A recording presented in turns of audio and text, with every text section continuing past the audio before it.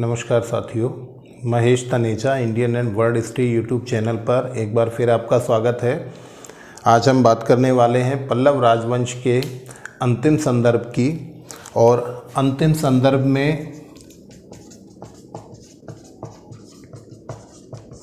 हमें बात करनी है कुछ और शासकों के बारे में और उसके अलावा पल्लवों के मंदिर निर्माण की मुख्य शैलियों और थोड़ी सी बातचीत प्रशासन के बारे में। शुरू करते हैं बातचीत को। पल्लव राजवंश का थर्ड वीडियो ये। हमने अब तक महत्वपूर्ण शासकों में महेंद्र वर्मन फर्स्ट को पढ़ा, उसके बाद नरसिंह वर्मन फर्स्ट के बारे में बात की और उसके बाद नरसिंह वर्मन सेकंड के बारे में बात की। इन महत्वपूर्ण शासकों का बड़ा योगदान रहा पल्लव राजवंश में और उसके बाद धीरे धीरे पतन की ओर ये साम्राज्य हमें दिखाई देता है। और आज जहाँ से हम बात स्टार्ट करने वाले वहाँ पर एक नए शासक हमारे पास हैं जिनका नाम है परमेश्वर वर्मन सेकंड।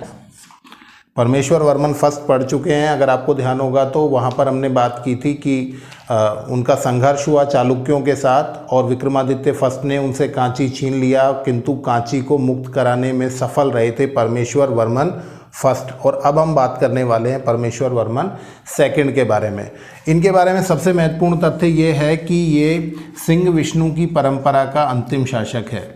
सिंह विष्णु की जो परंपरा हम पढ़ रहे हैं या सिंह वर्मन की जो परंपरा हम पढ़ रहे हैं, उस परंपरा का अंतिम शासक किसे माना जाता है? परमेश्वर वर्मन सेकंड को माना जाता है। और इनका जो टाइमिंग रहा वो 720 से लेकर लगभग 731 तक रहा। ठीक है, तो आपसे प्रश्न पूछा जाएगा तो यही एक महत्वपूर्ण तथ्य है इनके बारे में जो आपको विशेष रूप से ध्यान रखना है। अब शासन पर कौन स्थापित हो, ये एक बड़ा प्रश्न रहा और इस प्रश्न का जवाब हमें कहाँ से मिलता है? तो वहाँ पर एक और शासक के रूप में नियुक्ति दिखाई देती है नंदी वर्मन सेकंड की। आपको बता दें एक बहुत महत्वपूर्ण तथ्य ये है कि नंदी वर्मन एक ऐसा शासक रहा जिसे प्रजा ने बनाया, जिसे जनता ने चुना। आप लोगों ने पाल वंश के बारे में कभी सुना हो तो पाल वंश में जो गोपाल संस्थापक हैं उनके बारे में भी यही कहा जाता है कि उन्हें प्रजा ने बनाया। तो आपको ये महत्वपूर्ण तथ्य ध्यान रखना है नंदी वर्मन सेकंड के बारे में। ठीक है, प्रजा ने इन्हें शासक चुन लिया और इनका बहुत लंबा टाइमिंग है 731 से लेकर 800 तक। ठीक है, अगर मैं इसके समकालीन एक परिवर्तन की बात करूं तो यहाँ पर चालुक्य वंश समाप्त हो जाएगा। वातापी का चालुक्य वंश इन्हीं के शासनकाल में समाप्ति की ओर चला गया और यहाँ पर एक नई सत्ता स्थापित हुई और वो कौन है? तो वो राष्ट्रकूट वंश है।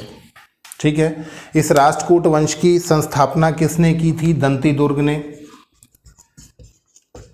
और दंतीदुर्ग के बारे में ये कहा जाता है कि बहुत बड़े योद्धा थे। लगभग 750 ईस्वी में इन्होंने राष्ट्रकूट वंश की स्थापना कर दी और इसी के साथ इन्होंने आक्रमण कर दिया कांची पर। कांची पर आक्रमण किया किसने? दंतीदुर्ग ने। इस क्षेत्र को जीत लिया इन्होंने, परंतु बाद में एक समझौता हो गया और इस समझौते के द्वारा दंतीदुर्ग ने अपनी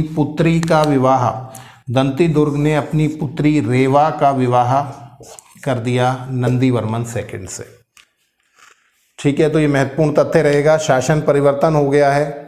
कर्नाटक के क्षेत्र में हम कह रहे थे बादामी या वातापी के चालुक्य थे, उनके स्थान पर कौन आ गए? राष्ट्रकूट। और इसके संस्थापक कौन है? दंतीदुर्ग। दंतीदुर्ग योद्धा हैं जो शासन की स्थापना कर रहे हैं और इन्हीं का यहाँ आक्रमण होता है कांची पर विजय प्राप्त करते हैं, परंतु बाद में समझौते के द्वारा इन्होंने अपनी पुत्री रेवा का विवाह नंदी वर्मन सेकंड से कर दिया। तो यहाँ पर राष्ट्रकूटों के साथ वैवाहिक संबंधों की स्थापना का लगभग पहला संदर्भ हमें प्राप्त होता है जहाँ पल्लव और राष्ट्रकूट आपस में संबंधित दिखाई देते हैं। इस नंदी वर्मन के शासन का बहुत लंबा दौर रहा और इस लंबे दौर के बाद आपको बताएं एक ऐसी स्थिति भी आई जहाँ पर नंदी वर्मन के बाद एक जो शासक बना वो रेवा का पुत्र बना। रेवा का पुत्र शासक बना और जिसका नाम दंती वर्मन था।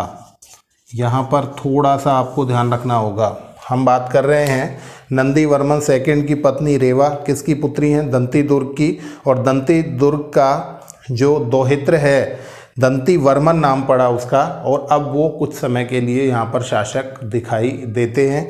तो यहाँ पर मूल परंपरा तो लगभग समाप्त हो गई। अगर हम पल्लवों की बात करें तो मूल परंपरा तो लगभग यहीं पर समाप्त हो गई, पर कुछ तथ्य ऐसे हैं जो हमें यहाँ डिस्कस कर लेने चाहिए जिससे हमारी जानकारी अपडेट हो जाए। ठीक है, नंदी वर्मन सेकेंड, उसके बाद आए दंती वर्मन, और दंती वर्मन के बाद एक और शासक का नाम हमें ध्यान रखना है और वो हैं हमारे दंती वर्मन पर भी एक अटैक हुआ था राष्ट्रकूटों का, वो अटैक था गोविंद थर्ड का। ये भी कभी आपसे पूछ ले तो आप ध्यान रखेंगे। नंदी वर्मन सेकंड पर अटैक किया था किसने? दंती दुर्ग ने, और दंती वर्मन पर अटैक किया गोविंद थर्ड ने।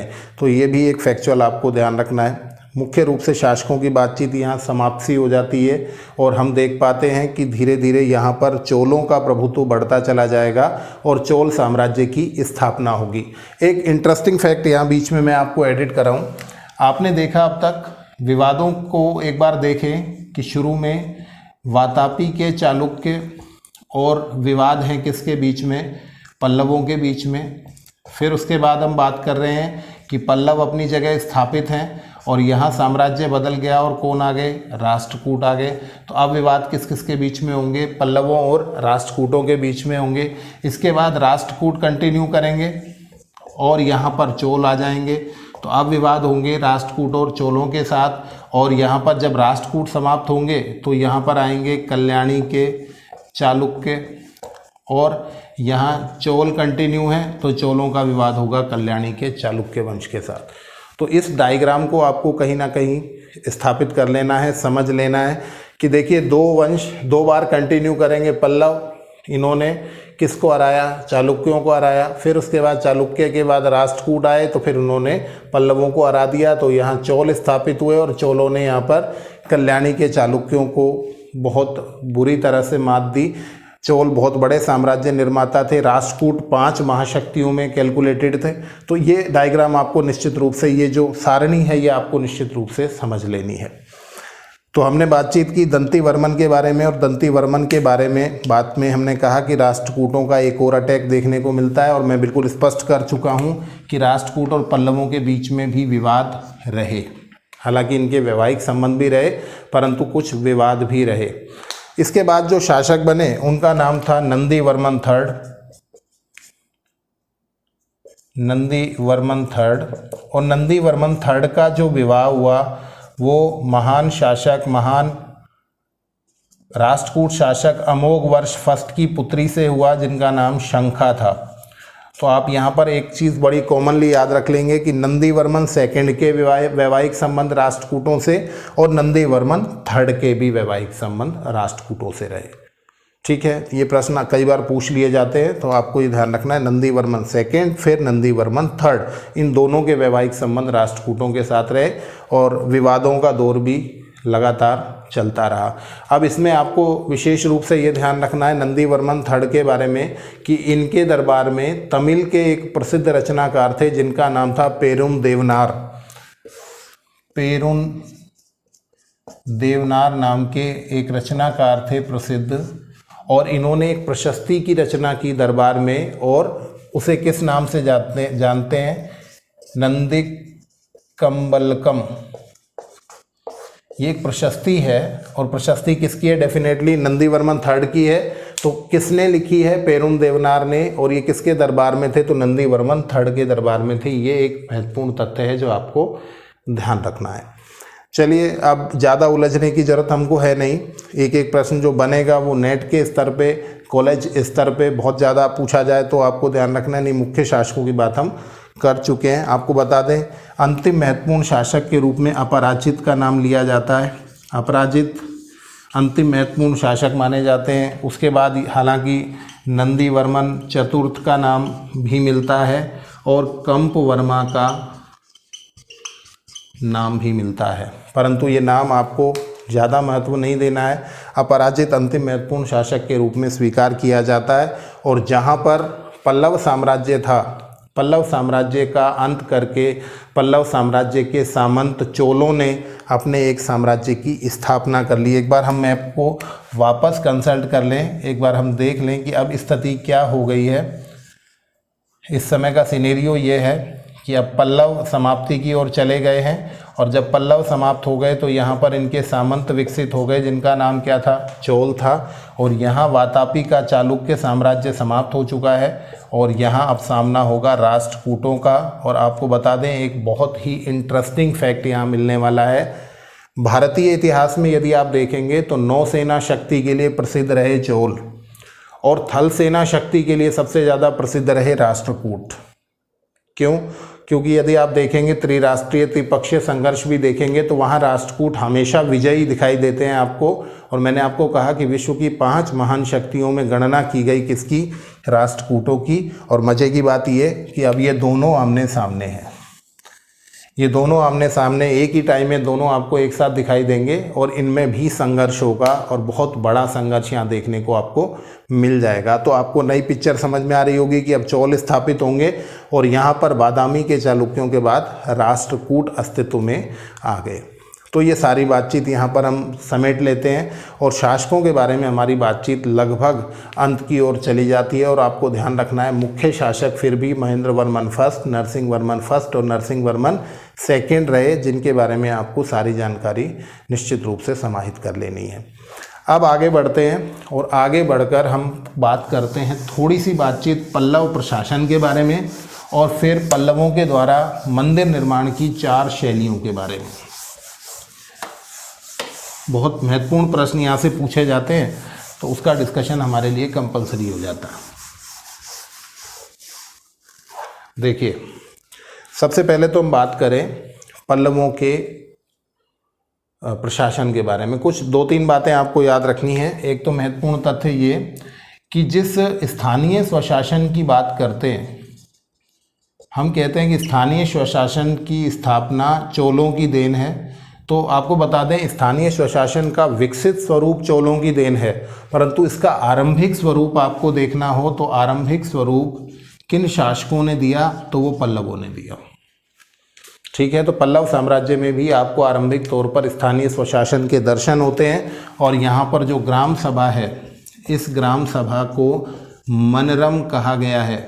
ये प्रश्न पूछा जाता है कि ग्राम सभा को क्या कहा गया, तो मनरम कहा गया। ये एक इम्पोर्टेंट फैक्ट होगा हमारा।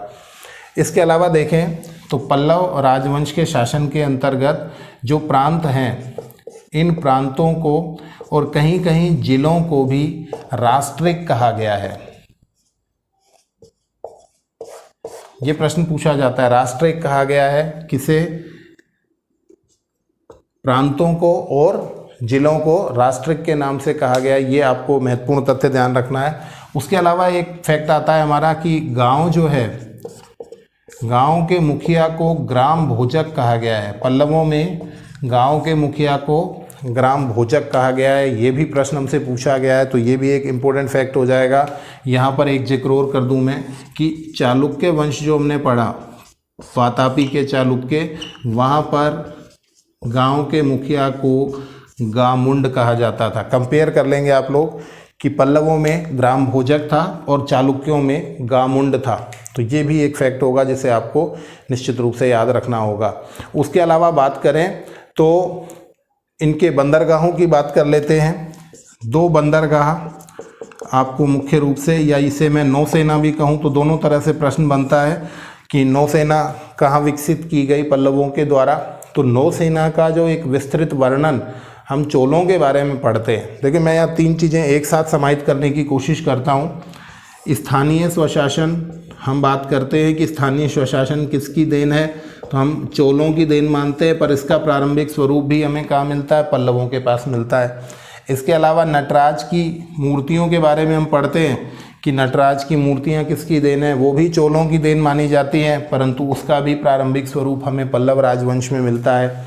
और आपको बताएं, नौसेना का जो संदर्भ हमें प्राप्त होता है कि एक विस्तृत नौसेना चोलों ने स्थापित की थी, तो ये भी आपको याद रखना है कि पल्लवों के समय में भी नौसेना अस्तित्व में थी। अर्थात चोलों ने जिस विकास क्रम को प्राप्त किया उसकी शुरुआत कहीं ना कहीं पल्लव साम्राज्य से ही होकर निकलती है। अब देखिए, बंदरगाह या नौसेना के केंद्र कौन कौन से थे, तो ये 2 केंद्र आपको ध्यान रखने हैं। एक तो नागपट्टनम और एक महाबलीपुरम। ये दोनों ही नौसेना के, या यूं कहिए बंदरगाह केंद्र जो हैं, हमें प्राप्त हो जाते हैं। तो ये कुछ महत्वपूर्ण तथ्य हैं इनके शासन प्रशासन के बारे में। अब चलते हैं पल्लवों की कला के क्षेत्र में दृष्टि देखते हैं हम। और कला के क्षेत्र में जब हम बात करेंगे तो सबसे महत्वपूर्ण तो इनका मंदिर निर्माण है, परंतु मंदिर निर्माण से पहले इनकी कला की कुछ विशेषताएं। एक सबसे बड़ी विशेषता तो ये रही कि इन्होंने जो मुख्य रूप से प्रदर्शन किया, एक तो दहाड़ते सिंहों का प्रदर्शन हमें देखने को मिलता है पल्लव कला में। उसके अलावा आपको बताएं, शिव के सोम स्कंद रूप की मूर्तियां मुख्य रूप से प्राप्त हुई हैं, चित्रांकन भी और मूर्तियां भी। सोम स्कंद रूप कौन सा होता है आपको बता दें, जिसमें शिव हैं, जिसमें पार्वती हैं और स्कंद हैं। स्कंद का मतलब कार्तिकेय। इन तीनों का चित्रण या चित्रांकन एक जगह यदि आपको मिलता है तो वो रूप क्या कहलाता है, सोम स्कंद रूप कहलाता है। और सोम स्कंद रूप की मूर्तियां मुख्य रूप से किस काल की प्राप्त हुई हैं, तो पल्लव राजवंश की प्राप्त हुई है। ठीक है, तो बिल्कुल स्पष्ट कर लें कि पल्लव राजवंश के अंतर्गत शिव के किस रूप की प्रतिष्ठा सबसे ज़्यादा थी, तो सोम स्कंद रूप की प्रतिष्ठा सबसे ज़्यादा थी।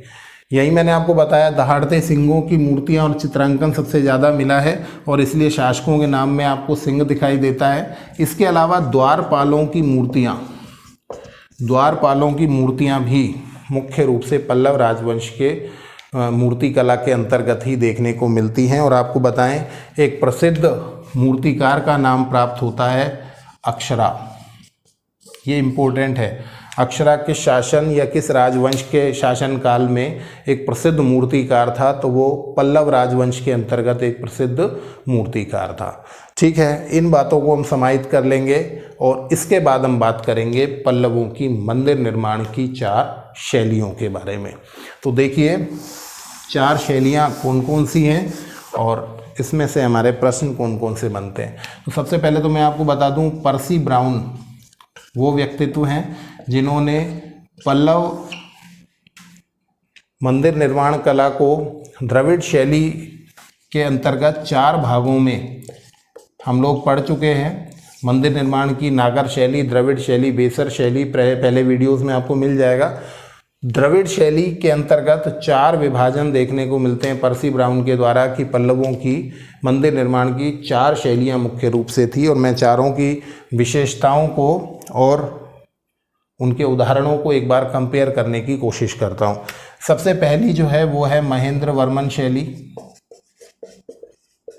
महेंद्र वर्मन शैली डेफिनेटली महेंद्र वर्मन फर्स्ट के समय विकसित हुई और इस शैली के अंदर पहली बार चट्टानों को काटकर विशाल मंदिरों का निर्माण किया गया।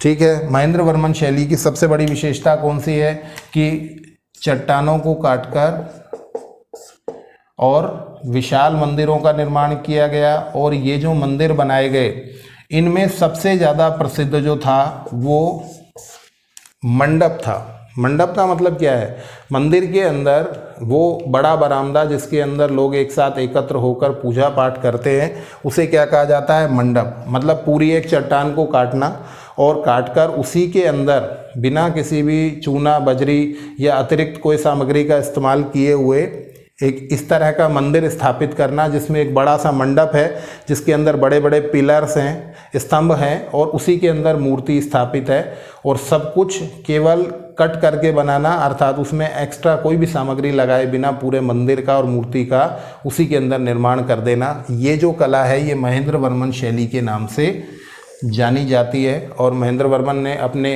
अभिलेख मंडक पट्टू अभिलेख में ये कहा भी है कि मैंने मंदिर निर्माण की एक नई शैली विकसित की है जिसमें चट्टानों को काटकर मंदिरों का निर्माण किया गया और इसमें किसी भी अतिरिक्त सामग्री का इस्तेमाल नहीं किया गया। तो इसमें आपको उदाहरण के तौर पर ध्यान रखना है कि कौन कौन से प्रसिद्ध मंदिर यहाँ से या कौन कौन से प्रसिद्ध मंडप जो है वो हमें प्राप्त हुए हैं। तो महेंद्रबाड़ी का महेंद्र विष्णु मंडप, नाम आपको ध्यान रखने हैं। महेंद्रबाड़ी का महेंद्र विष्णु मंडप, पल्लवरम का पंच पांडव मंडप,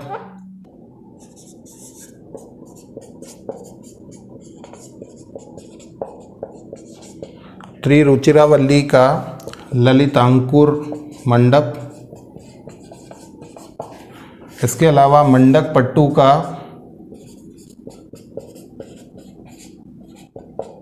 त्रिमूर्ति मंडप। तो अब आप यहाँ पर ये समझ सकते हैं कि मंडप इतने विशाल बनाए गए, अर्थात चट्टान को काटकर इतना बड़ा मंडप गृह बनाया गया, पूजा स्थल बनाया गया, जिसमें बहुत सारे लोग, सैकड़ों लोग इकट्ठा हो सकते हैं। और कुछ इतिहासकार तो इन मंडप की वजह से इन मंदिरों को मंडप ही कहते हैं, मंदिर को ही मंडप के रूप में, मंडप के नाम से जानते हैं। तो ये भी आपको यहाँ पर फैक्ट के तौर पर ध्यान रखना है। तो ये पहली शैली हमने पढ़ी, कौन सी? महेंद्र वर्मन शैली, जिसमें विशाल चट्टानों को काटकर विशाल मंदिरों का निर्माण कराया गया। और आप इसको गुहा मंदिर कह सकते हैं, गुफा मंदिर कह सकते हैं। और इसके अंतर्गत विशाल मंडपों का निर्माण मुख्य रूप से किया गया। तो ये एग्जाम्पल्स आपके सामने हैं। तो ये पहली शैली पल्लव राजवंश के अंतर्गत हमें देखने को मिल जाती है। इसके बाद दूसरी शैली की ओर हम बढ़ते हैं, और जो दूसरी शैली है उसे मामल्ल शैली के नाम से जाना जाता है। ये क्रमशः है, ध्यान रखें आप। मामल्ल शैली जो है वो किसके समय विकसित होगी? तो हम लोग जानते हैं कि नरसिंह वर्मन फर्स्ट जो थे, उन्हीं का एक उपाधि हमें प्राप्त होती है मामल्ल के नाम से, महामल्ल के नाम से। और इस मामल्ल शैली के जो मंदिर हैं, इसके अंतर्गत मुख्य रूप से रथ मंदिरों का निर्माण कराया गया। रथ मंदिर का मतलब क्या है? रथ मंदिर का मतलब ये है कि एक रथ का स्वरूप देखने को मिलता है, और इस रथ के घोड़े, और यहाँ पर आपको बताएं देवता की मूर्ति प्रतिष्ठापित होती है। तो इस तरह से आपको बता दें कि रथ मंदिरों का निर्माण कराया गया। इस रथ मंदिर शैली या मामल्ल शैली के अंतर्गत आपको बताएं मुख्य रूप से 8 मंदिर महाबलीपुरम में प्राप्त होते हैं। और इन 8 मंदिरों में से कुछ खंडित होने की वजह से इन्हें सप्त पैगोडा के नाम से जाना जाता है।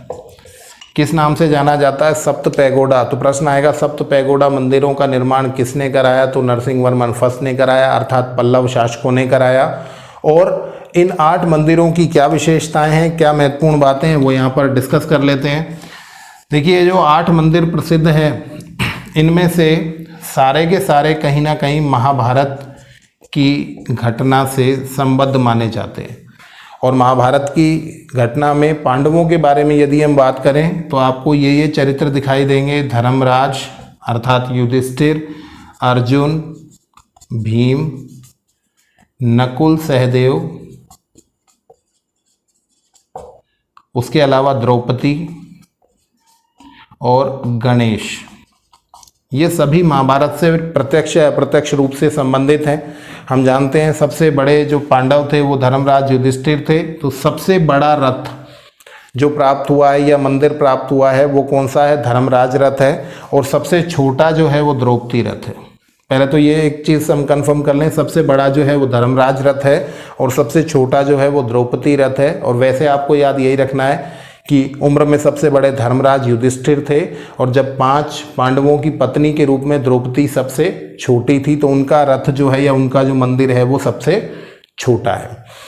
यहाँ पर आपको 6 मंदिरों के नाम मिले। कौन से? धर्मराज, अर्जुन, भीम, नकुल, सहदेव, द्रौपदी और गणेश। आपको लगेगा गणेश का नाम महाभारत की घटना से कहाँ कनेक्ट हुआ? तो कहा यह जाता है कि जो महाभारत है वो 1 लाख श्लोकों का संग्रह है, और 1 लाख श्लोकों की रचना करना बहुत आसान नहीं था, और रचना करने के बाद उनको लिखना और भी मुश्किल था। तो कहा जाता है कि वेद व्यास जी ने इसकी रचना की, अर्थात उन्होंने श्लोक बनाए, और उनके श्लोकों को सुनकर लिखने का जो कार्य किया वो गणेश जी ने किया। ये महाभारत से आपको कनेक्ट करना है कि गणेश जी ने लिखने का काम किया, और इस वजह से ये भी महाभारत के एक पात्र के रूप में हमें यहाँ पर दिखाई देते हैं। तो 6 मंदिर आपको या 6 रथ आपको यहाँ पर देखने को मिलते हैं, और रथ ही मंदिर है, मंदिर ही रथ है। 6 के अलावा 2 और आपको मुख्य रूप से ध्यान रखना है। एक तो पिडारी रथ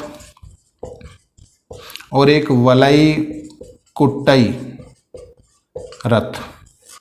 ये पिडारी जो है ये वहाँ पर कोई ग्राम्य देवी हैं, उनके नाम पर एक रथ का या मंदिर का निर्माण कराया गया। और वलाई कुट्टई एक पोखर या तालाब है, उसके नाम पर एक रथ का निर्माण कराया गया। तो कुल मिलाकर ये 8 मंदिर प्रसिद्ध हैं और इन्हें सप्त पैगोडा के नाम से जाना जाता है। एक दो विशेषताएं और जिक्र कर लेते हैं यहाँ पर। धर्मराज रथ जो है ये सबसे ज़्यादा बड़ा है और यहीं पर इस पर ही नरसिंह वर्मन फर्स्ट की मूर्ति भी प्राप्त होती है। इम्पोर्टेंट फैक्ट है ये, नरसिंह वर्मन फर्स्ट की मूर्ति किस पर प्राप्त होती है? धर्मराज रथ पर। और इसी के साथ सोमस्कंद मूर्ति भी यहाँ पर प्राप्त होती है, सोमस्कंद स्वरूप की मूर्ति प्राप्त होती है। तो हम समझ जाएंगे शिव पार्वती और कार्तिकेय की संयुक्त प्रतिमा जो है यहाँ पर हमें देखने को मिलती है धर्मराज रथ में, और ये सबसे बड़ा है।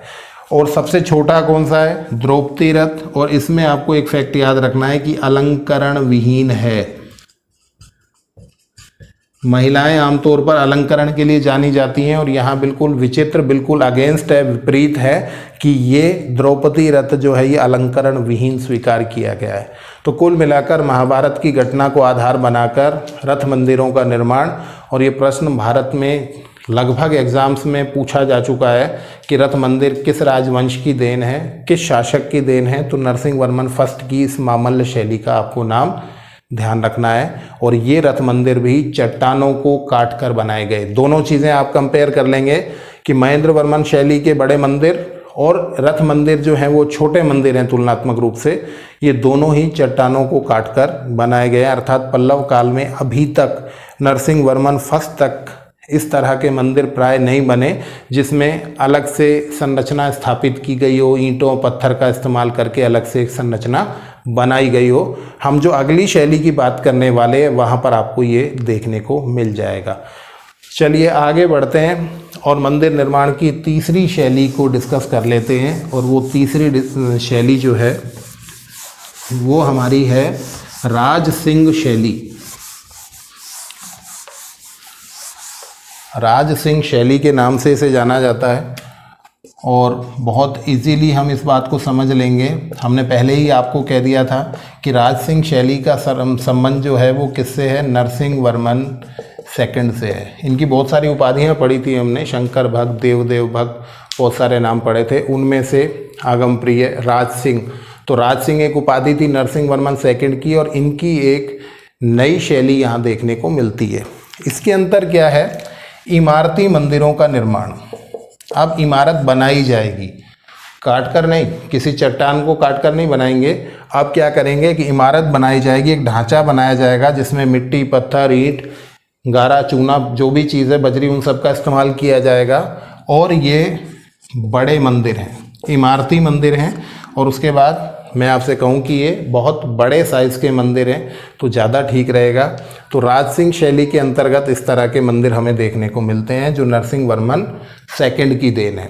उदाहरण के तौर पर देख लेते हैं, 2 जगह से मुख्य रूप से इनके मंदिर प्राप्त हुए हैं। एक तो महाबलीपुरम से, तो महाबलीपुरम का तो शोर मंदिर, ठीक है, आप लोगों ने पढ़ा। शोर या तटीय मंदिर किसने बनवाया? महाबलीपुरम का, तो नरसिंह वर्मन सेकंड ने बनवाया। इसके अलावा मुकुंद मंदिर, ईश्वर मंदिर, ये 3 आपको मुख्य रूप से ध्यान रखने हैं। कौन कौन से? महाबलीपुरम का शोर मंदिर, मुकुंद मंदिर और ईश्वर मंदिर, ये किसकी देन है? तो ये नरसिंह वर्मन सेकंड की राज सिंह शैली जो है उसकी देन है। उस तरह के मंदिर है ये, ठीक है। और यदि मैं कहूँ कि कांची में भी इसके एग्जाम्पल्स मिलते हैं, तो कांची का कैलाशनाथ मंदिर सबसे प्रसिद्ध मंदिर जो है वो कौन सा है? कांची का कैलाशनाथ मंदिर है। और इसके अलावा एक और इम्पोर्टेंट ध्यान रखना है आपको, वैकुंठ पेरुमल मंदिर, वैकुंठ पेरुमल मंदिर, और ये भी कहाँ पर है? तो ये भी कांची में है, ठीक है। कई बार स्थान पूछ लिए जाते हैं तो आप वहाँ पर भी इस बात को स्पष्ट कर देंगे कि महाबलीपुरम का शोर मंदिर, मुकुंद मंदिर और ईश्वर मंदिर ये तीनों राज सिंह शैली के हैं, और कांची के कैलाशनाथ मंदिर और वैकुंठ पेरुमल मंदिर जो है वो भी राज सिंह शैली के हैं। और इस शैली के अंतर्गत जब डिटेल हम लोग लिखेंगे तो इस शैली के अंतर्गत स्वतंत्र इमारतों का निर्माण, इमारती मंदिरों का निर्माण कराया गया जो आकार में बहुत बड़े थे, ठीक है। और अब बात करते हैं चौथी और अंतिम शैली के बारे में। और चौथी और अंतिम शैली को नंदी वर्मन या अपराजित शैली के नाम से जाना जाता, ठीक है। इसके अंदर क्या है इसके अंदर इमारती मंदिर ही बनेंगे किंतु आकार में छोटे होंगे, छोटे इमारती मंदिरों का निर्माण। देखिए कंपेयर कर लेंगे, हमसे पूछा जाएगा पल्लव काल में किस शैली के अंतर्गत स्वतंत्र इमारती मंदिरों का निर्माण शुरू हुआ, तो राज सिंह शैली। छोटे इमारती मंदिरों का निर्माण शुरू हुआ, इसका मतलब नंदी वर्मन या अपराजित शैली। नंदी वर्मन नाम से 3 शासक 4 शासक हुए हैं, अपराजित जो है अंतिम मुख्य शासक हैं, तो उनके समय में कहीं इस तरह की शैली के कुछ मंदिर हमें देखने को मिलते हैं, जिनके नाम मैं यहाँ पर डिस्कस कर लूँ। मुक्तेश्वर मंदिर, मतंगेश्वर मंदिर, ये दोनों ही कांची में हैं। ये सबसे ज़्यादा फेमस हैं। कौन कौन से? मुक्तेश्वर मंदिर, मतंगेश्वर मंदिर, ये फेमस हैं। और एक गुड्डी मल्लम का, एक और ध्यान रखना है आपको, गुड्डी मल्लम का परशुरामेश्वरम मंदिर।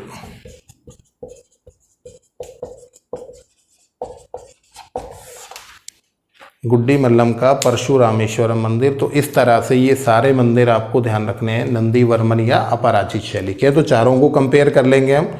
सबसे पहली शैली कौन सी थी? तो पहली शैली महेंद्र वर्मन शैली, जिसके अंतर्गत चट्टानों को काटकर मंडप का निर्माण बता दिया। महेंद्र विष्णु मंडप, पलवरम का पंच पांडव मंडप, ये एग्जाम्पल्स हो जाएंगे। मामल्ल शैली, नरसिंह वर्मन फर्स्ट की जो शैली है, वहाँ पर हमने क्या पढ़ा? वहाँ हमने पढ़ा कि रथ मंदिरों का निर्माण महाभारत की कथा पर आधारित है। तीसरा हमने पढ़ा राज सिंह शैली, स्वतंत्र इमारती मंदिरों का, बड़े इमारती मंदिरों का निर्माण, जिसमें 5 उदाहरण आपके लिए बहुत इंपॉर्टेंट है। यहाँ से पूछा जाता है कौन सा कांची में है, कौन सा महाबलीपुरम में है, तो ये आपको डिफरेंस कर लेना है यहाँ से। और नंदी वर्मन या अपराजित जो अंतिम शैली है, उसमें छोटे इमारती मंदिरों का निर्माण मुख्य रूप से किया गया। ठीक है, तो ये आपको एग्जाम्पल्स सेपरेट कर लेने हैं। और यहाँ से प्रश्न यूपीएससी में भी पूछा जा चुका है और पूछे जाते हैं इस तरह के प्रश्न, 4 शैलियों के बारे में डिस्कशन। तो आप, मुझे लगता है यहाँ से जब इतनी बातचीत हो जाती है तो उसके बाद आप उसको कवर करने की स्थिति में आ जाएंगे। ठीक है, चलिए पल्लव राजवंश के बारे में मुझे लगता है बहुत सारी जानकारी हमने समाहित कर ली और इतना ही हमारे लिए पर्याप्त है। आमतौर पर यहीं से प्रश्न हमसे पूछ लिए जाते हैं, काफ़ी डिटेल हुआ है। बाकी आप लोग रेफरेंस बुक्स और पढ़ें, कोई किसी को ऐसा नहीं है कि हम रोक रहे हैं, परंतु मुख्य रूप से जो यहाँ बातचीत की जाती है वही एग्ज़ाम्स में पूछी जाती है। उसका बहुत विश्लेषण करने के बाद, बहुत सारे अनुभव के बाद आप तक ये सारी चीज़ें लाई जाती हैं। तो जुड़े रहिए आप लोग Mahesh Taneja Indian and word history YouTube channel से। बहुत सारा धन्यवाद।